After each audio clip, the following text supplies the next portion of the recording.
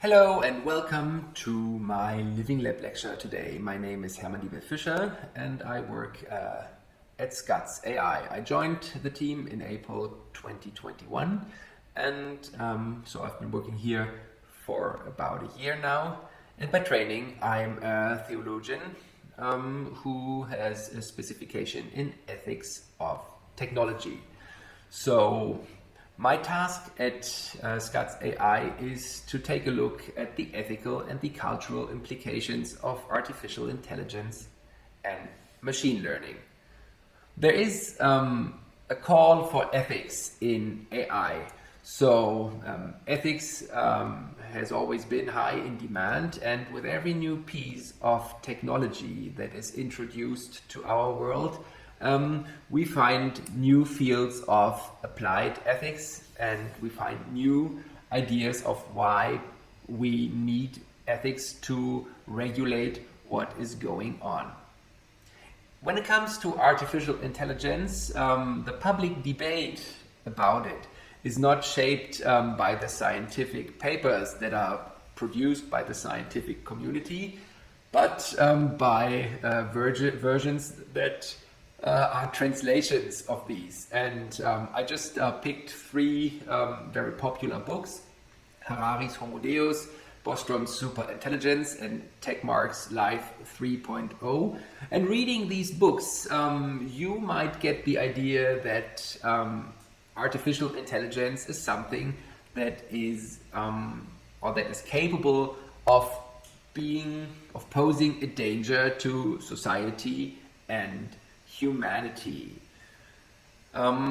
This sharpens the call for ethics in artificial intelligence. However, when we look at the day-to-day scientific work that is done on it, we find ourselves in less dramatic circumstances, but we find problems that are sort of as hard as saving humanity.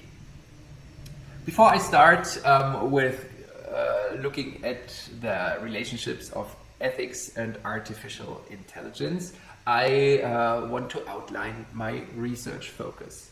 So, ethics of technology can be understood as a field of applied ethics, but the way I do it is something that I would call fundamental ethics.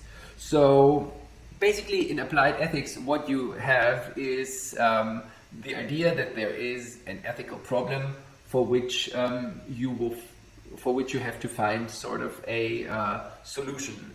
It's not a real solution because if you have a real hard moral problem, then it's very unlikely that you will find a solution that really solves it.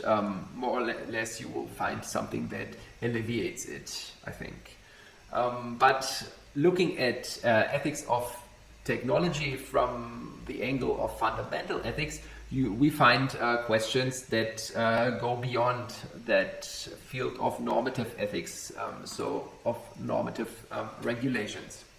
The way I understand fundamental ethics is guided by the questions: how does the development and the use of technology transform human self-understanding and self-perception? And the question: how do these influence our understanding of technology? So, on the one hand, we have the humans of society, and they are in contact with technology, and the way they use that technology influences the way they understand themselves. So the reason for my understanding as a scholar, being an office worker, is shaped by the technological setting that I'm working in. So I sit in an office at a computer, I'm reading and I'm typing into it.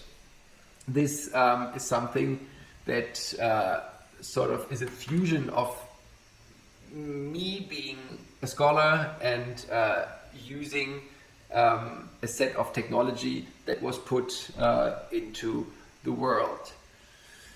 When we think about, or when we talk about ethics of technology as fundamental ethics, then this is guided by the question how the technology that we find in our world transforms this world. And when we look at it as a procedure that works in both ways, then how this transformed world, on the other hand, relates to technology that is in this world. And then, as is true for all kinds of ethics, we need to look at the very basic questions that guide it. So when we talk about ethics of technology, then we often find the idea that technology should be good, it should be human friendly, and the way that it is made should be shaped by some sort of democratic ideals. So the terms good, human friendly, and democratic, they all sound nice, and when we talk to different people, we will find a huge overlapping of their answers. However, it might be that these answers at some points do not overlap, and then people might be talking using the same expression, but having different ideas of what these actually mean. And this is very problematic. So when we want to have a human-friendly technology, then people who build it should make sure beforehand that they're all talking about the same thing. And the same holds true for all these other aspects that are fundamental for ethics. And then I also take the question into regard: how does an individual or society relate to artificial intelligence and machine learning?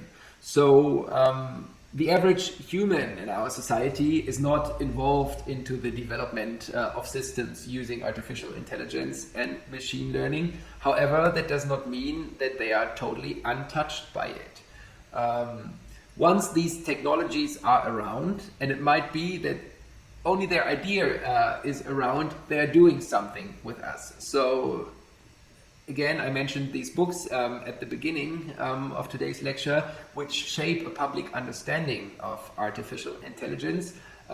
Once people read these books, they're equipped with an idea of what this technology is, even though this idea might not be exactly what is actually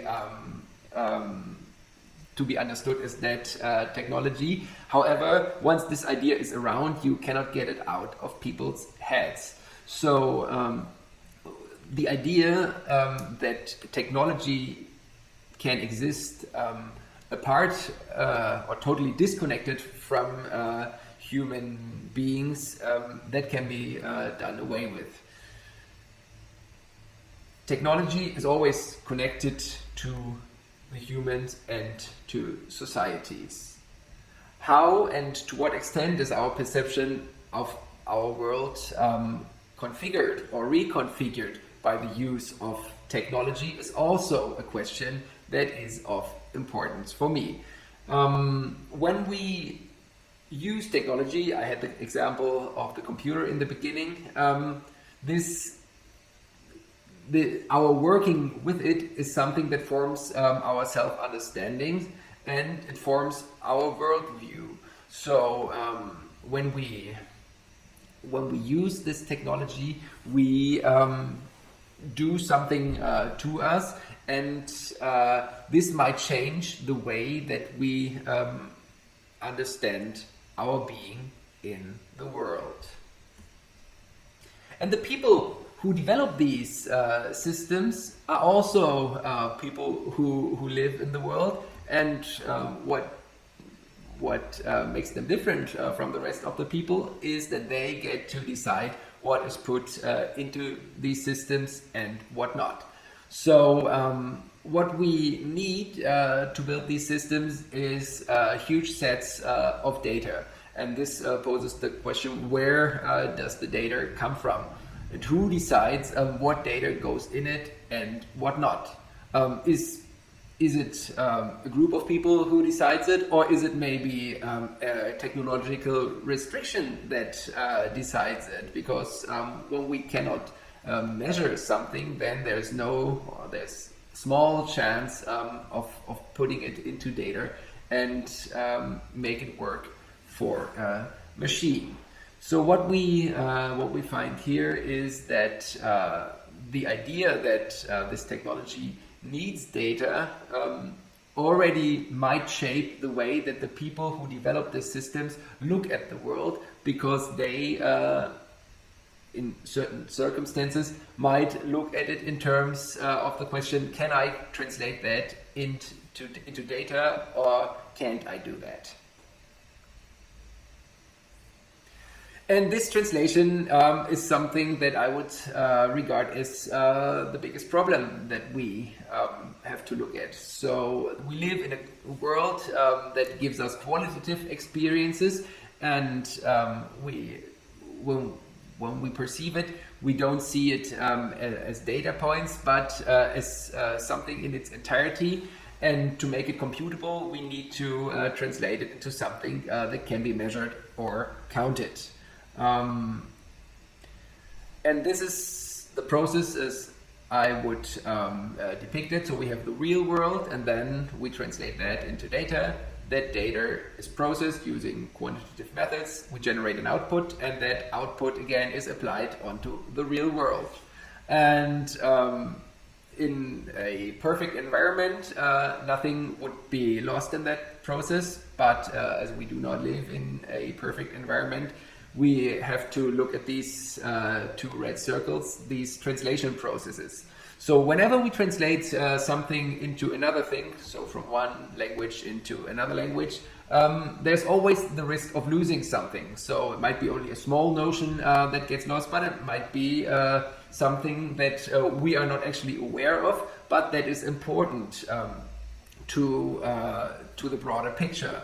So whenever we have these translation processes, some friction might occur and things might get lost. And this is very problematic, and it's even more problematic that we have this translation process going on twice. So transforming something from a qualitative to a quantitative, and then again to a qualitative state, poses a real danger of losing something. And to provide you with an example, I have taken this chart from an introductory book to ethics. It was made by Herle, and it's in German, but that's not a problem, because what I want to look at here is just the idea of building something as a structure. We don't have the translation from qualitative to quantitative here, but we have another translation process. What we find here is the idea of coming to an answer to a moral question. And this can be done, or this answer can be found in very different ways. But what Herle provided us with is an algorithmic structure that starts from the perception of a problem by coming to an answer that is a set of action that is then applied to the world, and later on it is checked whether that was helpful or not. What I want to look at here is the idea of describing a piece of our world as an algorithmic structure. This is important because it again comes in touch with the problem of translating something that is qualitative into something that can be counted, measured, and processed. So the idea of talking about ethics in this way shows us two things. First, that we actually use a technological idea, the idea of an algorithm, to describe something that takes place in our world. And the next thing is that this description of ethics as an algorithm again does something to ethics. people who read this book and want to inform themselves about ethics get the idea that ethics might work this way, so that we have a procedure that brings us from a question to an answer. When we talk about the relationship of ethics and technology, and ethics and artificial intelligence, we have to ask ourselves, is this the way ethical considerations really work? So it's handy to depict ethics in an algorithmic way, because then this algorithm could be applied to a world that has been translated into data, and ethics becomes computable, becomes processable by machines. And this is something that we need in the field of AI. So the idea of having a moral problem and then forming a judgment by employing reason, coming then to a judgment that is then translated into action, seems very handy. And I would claim that this is very handy because it is very processable. Not only is it paving the way to a computerization of ethics, it's also easy to depict, and it is sound. When we look at the real world, things are often less sound, less rational, and more influenced by very soft circumstances, such as gut feelings. So the way I put it here could also describe how ethics works. So having a moral problem and then having a judgment right away, having a gut feeling, having something that comes from your past experience that is then either translated into or transformed into an ex post rationalization. So I try to find sound arguments for why I came to that judgment that is then put into action. Or even more complicated, we find a moral problem, we have a gut feeling, and then we translate that into action, and only afterwards we try to defend it by having an ex post rationalization of it. These two ways of ethics that we have on the slides here make ethics less computable and less calculable. So when we want to put ethics and technology together, these two, even though they might be more realistic, fall behind this scheme when it comes to describing the process or the relation of a moral problem and an ethical judgment that we make. Coming to a conclusion, I'd say that technological progress is entangled with our world, not only materialistically, so not only in the way that we have machines that we employ, but also regarding its governing ideas. So we have the idea that there is ethics that can be employed to deal with moral questions, and the way we think about ethics is already shaped by the technology that we have at hand. So depicting ethics as an algorithmic structure, thinking about, so that goes beyond our scope today, thinking about concepts such as utilitarianism, where you actually have something that is a calculus of happiness. We see that ethics is already shaped by technology, and thus bringing ethics and AI together is a complicated task that combines two very different approaches to the world. So this was it. I hope I gave you an impression of the complicated relationship of ethics and technology and artificial intelligence. This is a field that is still developing, and it's a field that is very interesting, and it's a field that is not only a place for people from the humanities, but it is also a place where people from technology, from computer science, from mathematics can provide very valuable input. So what we look here is something that is still developing, but the way it is shaped is paving the way for our future society. So when we look, I don't know, 25 years ahead, then we will certainly live in a world where the result of combining artificial intelligence and ethics will already shape the way we live and we understand ourselves. Thank you.